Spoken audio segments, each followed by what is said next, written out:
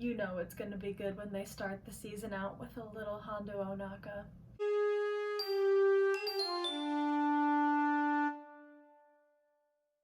Welcome back to Rebels Revisited. I can't believe we made it to season 3 already. This season is so exciting. We have so much great stuff ahead of us. We got Maul stuff, we got the Callus twist, we got the Mandalore arc. There's so much to look forward to, and it all starts here. This is Steps into Shadow Part 1 Revisited. When the episode begins, Ezra and the crew, with a noticeable lack of Kanan, are breaking into an Imperial prison to rescue Hondo Onaka and, as they later find out, Hondo's associate, Turba. The vibes are just different. Like, right from the get-go. It's not the most pronounced thing. Like, the show didn't do a 180 or anything, but it's just different enough that you notice. The vibes are just a little bit off. It's how Kanan isn't there. It's how they all have new looks that I remember the fandom having a meltdown over back in the day. I don't know if you remember that. It's how it's suddenly a little more violent. It's how Ezra is more assertive. Just little things that pile up until you notice, hey, something's off. Ezra in particular is concerning right off the bat. He fires his blaster, like, without a second thought. He cuts down stormtroopers like it's nothing, and he looks really cool doing it, but you can tell that something isn't right. His new design looks so severe. You know, his floppy hair is gone. He's got these muscles. He's taller. He feels like a whole new person. Our suspicions are confirmed, unfortunately, when he uses the Force to take over the mind of an ATDP driver and makes him shoot down some stormtroopers before driving off a cliff and presumably dying. I feel like that was darker than it had to be. The Imperials are not the good guys by any means, but Ezra made someone kill other men on his own side against his will, and like, that's something you'd hope a hero would have ethical issues with. Ezra made someone kill himself? What? And it's just so deeply unsettling. Like, this is not Ezra. The Ezra we know and love would never be so cruel or cold. What happened to the highly sensitive kid who was so in tune with the world around him? Like, okay, Turpa dies during the mission, and the crew goes back to the Ghost, and they're talking about it, and when Hera reprimands Ezra for letting that happen when he was leading the mission, Ezra isn't receptive to her valid criticism, and he's not regretting or sympathizing with this loss of life. Like, no, he's angry, and he's angry about how it makes him look.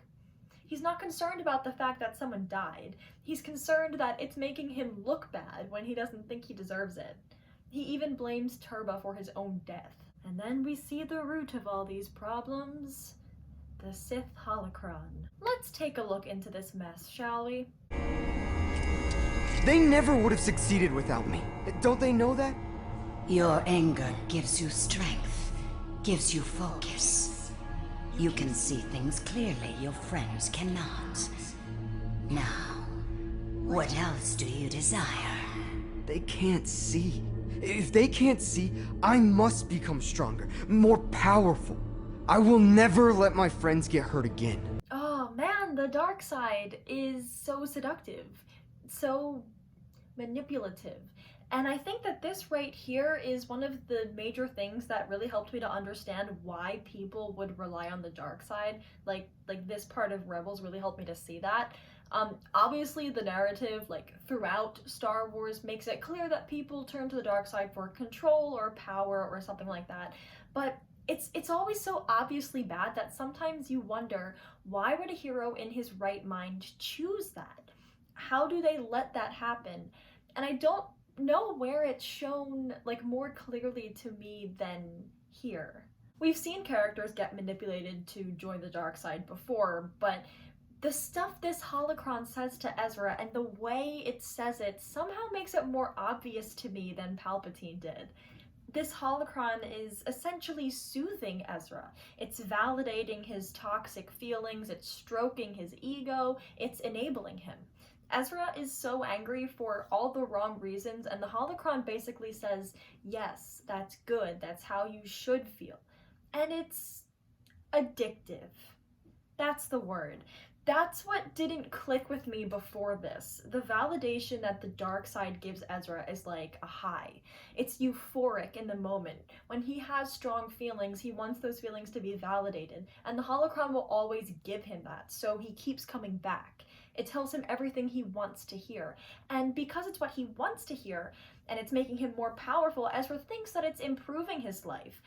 He thinks it's making him better when it's actually just making him miserable. Look at how angry he is. He's miserable. But underneath it all, we can still see the kid we used to know. Even though the holocron is reflecting in his eyes, he's still saying, with feeling and regret in his voice, "I will never let my friends get hurt again." And that's very Ezra.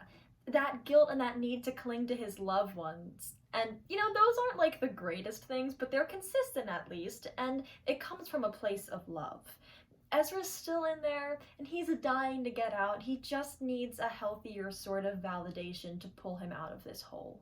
It's easy to look at Ezra in Steps into Shadow and see his new look and see his new authority and think, oh wow, he matured a lot between seasons, but I don't think he really matured. He's changed, but I don't think matured is the right word. If Ezra had matured, he wouldn't be resorting to anger like this. He's lost. Twilight of the Apprentice turned his world upside down and forced him to change, yes, but this grown-up look and these new rebellion responsibilities, they don't mean that he's grown up.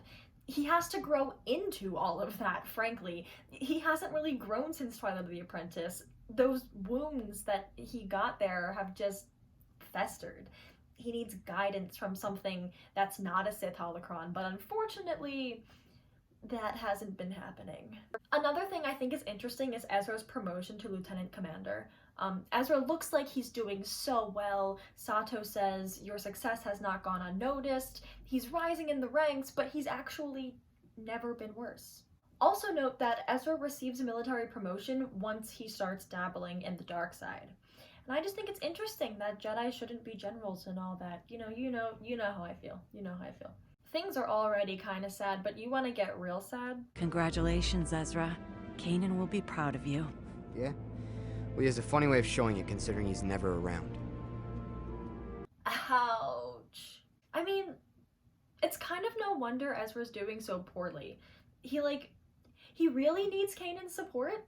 He needs Kanan's support in regular times, so after the devastation of Twilight of the Apprentice, Ezra definitely needs Kanan's support, and in fact, pulling away was probably the worst thing that Kanan could have done because Ezra feels so guilty about what happened that Kanan pulling away probably feels like Kanan saying, yes, this is your fault, even though, that's not what's going on. Even then, I can't really blame Kanan that much because he has so much to work through too. I mean, this was the definitive upheaval of all of his unresolved emotional issues, and that's a lot. That's pretty catastrophic, and this behavior of isolation is also not out of character for him. He's definitely done this before. When he's working through or avoiding working through trauma, he isolates himself. Around the time of A New Dawn, when he was running from his past and suppressing Order 66 and cutting himself off from the Force, he was kind of living this lifestyle where he made sure not to get attached or not to get too attached to any single person or place. He was among people, but emotionally and spiritually, he was on an island. Obviously, between then and Rebels, he got a lot better, but we saw that behavior come back in Season 2. When it became apparent that the rebellion was becoming a military, we saw Kanan distancing himself and isolating himself, and when they met Rex, Wolf, and Gregor, Kanan isolated himself in that situation. So this isn't new, it's just a glaring issue this time around. Because this time around, it's sort of dragging Ezra down too, and before it never really affected anyone but himself the way that it's affecting Ezra here. But man, I feel bad for Kanan here. It's just awful after all the work he did in Season 1, after working through the clone prejudice, after accepting the oncoming war, after becoming a Jedi Knight, he had to get knocked down like this. He was doing so well, and then boom, rock bottom. His reaction to all this is really understandable. I think we could consider this the greatest trauma he's endured since Order 66, so it's going to have a pretty serious effect.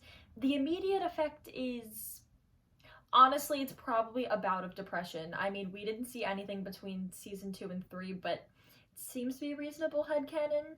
However, the long-term effect will actually be constructive, and this event will force Kanan into overcoming his deep-seated issues and lead him to becoming one of the best Jedi we've ever seen. Like, as much as Kanan worked through in Season 2, a lot of his major problems from Season 1 did not get resolved.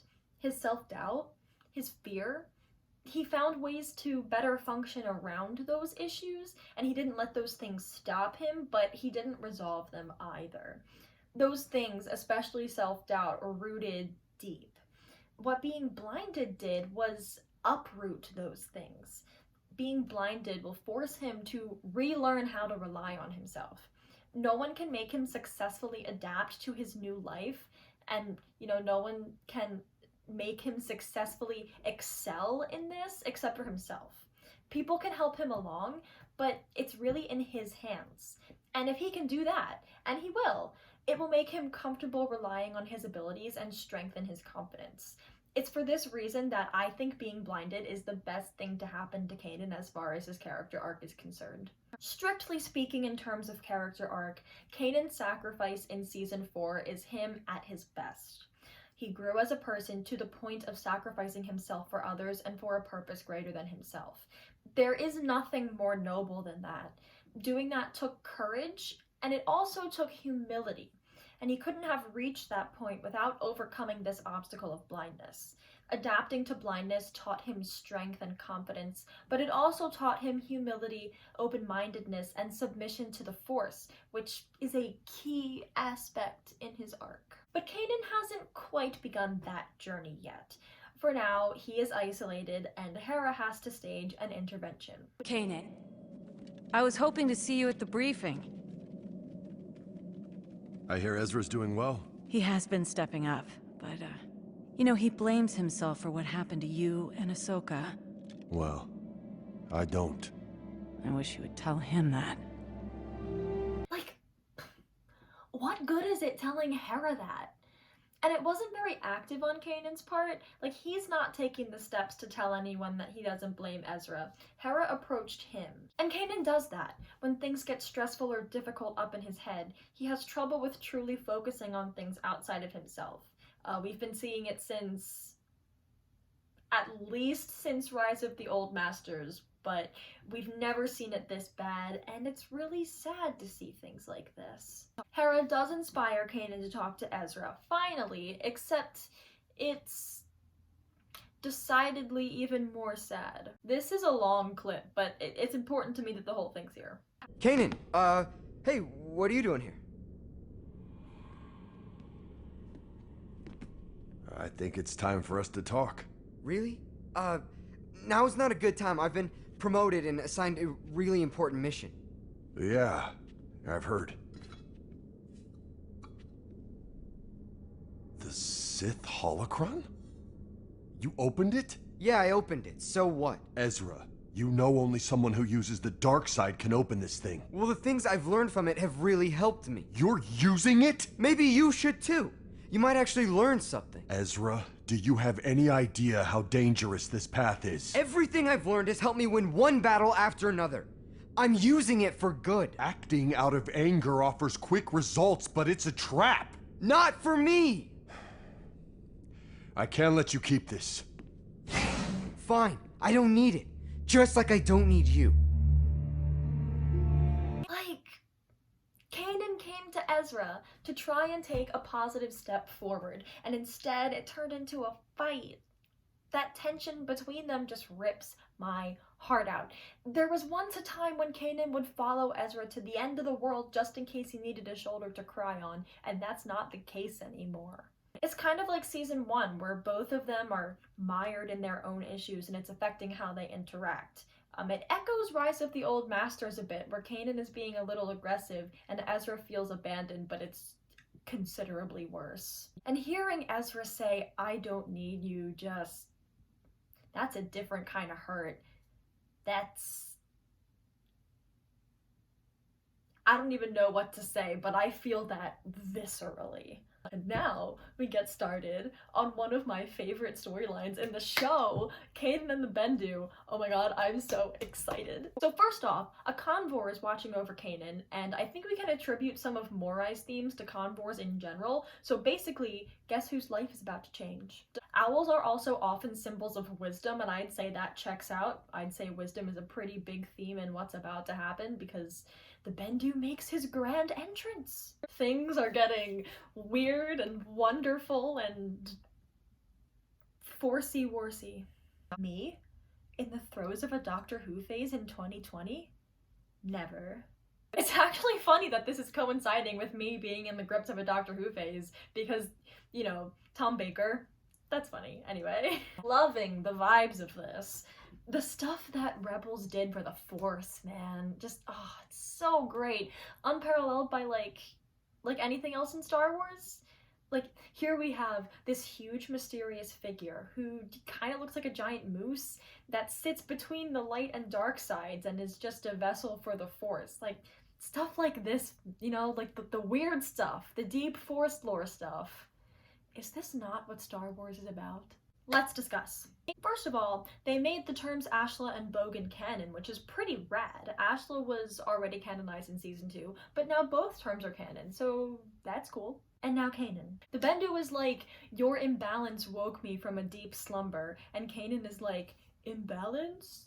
It's the fact that he can't sense it. Yes, dude, you're mad imbalanced. You haven't been this out of whack in a hot minute, buddy.